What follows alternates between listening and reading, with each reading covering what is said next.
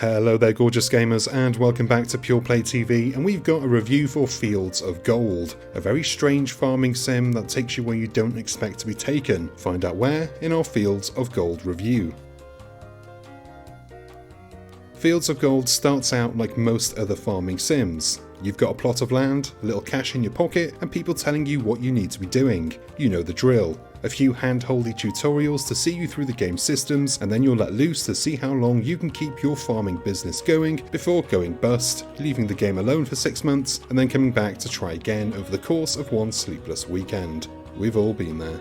Fields of Gold breaks that cycle. It does have an endless mode, but you need to beat the game first, and yes, the game is beatable. You're always doing something for someone else, with each new job pushing you through the game's simplistic economy system before you eventually complete the final task and the game.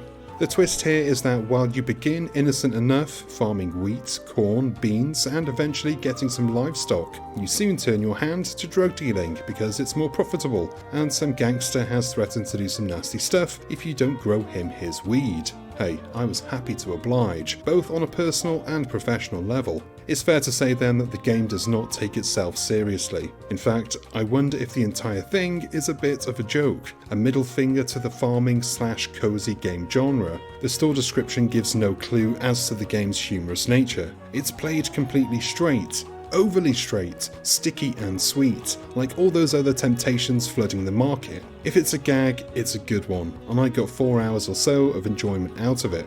There is a game here, though it's not one that you'll be playing for long. You can finish the, for want of a better word, story in about 4 hours, or at least that's how long it took me, and you might be able to do it less if you can keep those fucking bunny rabbits in check. During the early stages of the game, bunny rabbits invade your farm and you've got to blow the buggers up with dynamite, and to get rid of them completely, you need to blow out their burrows, which are often hard to spot due to the dense woodland. And given that in the early stages you're kind of cash strapped, having the cash together to really launch an all-out Peter-provoking campaign of death against the furry little fuckers is not easy. And I was very frustrated when I was caught in a loop of having no cash to grow new crops, to make cash to pay to blow up the rabbits that were eating my crops. That was very annoying, and it forced me to start over and make sure I always had a good cash reserve.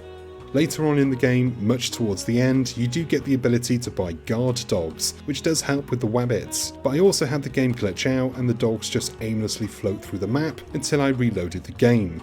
When they work, they're a lifesaver because those rabbits were almost the reason I gave up after an hour. They are relentless, and just when you feel like you finally got a grip on your farm, you've got stuff automated, you're producing the goods and the cash is flowing, boom, an invasion of horny little shaggers with teeth like daggers come ruining your farm.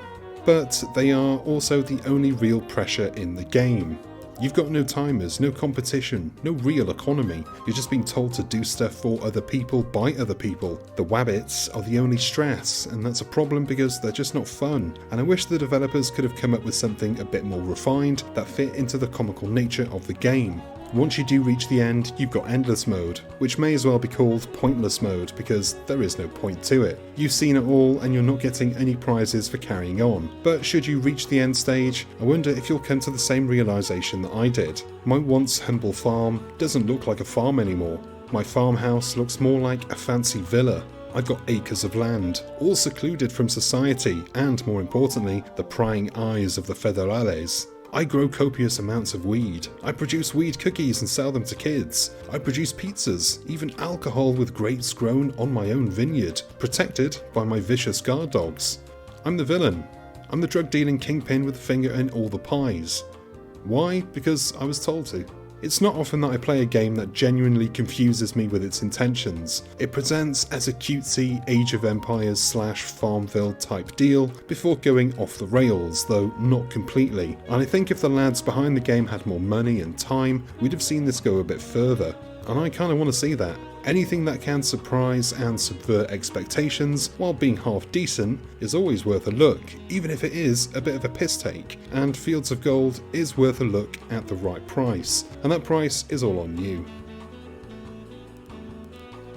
And that is the end of this review. Thank you for watching. I hope you enjoyed this video and found it useful. If you did, do us a solid, hit the like and subscribe buttons below, and give the bell icon a ding so you're notified whenever we've got new stuff for you to watch. I've been Chris, you've been gorgeous, and I'll see you on the next one. Until then, cheers my dears.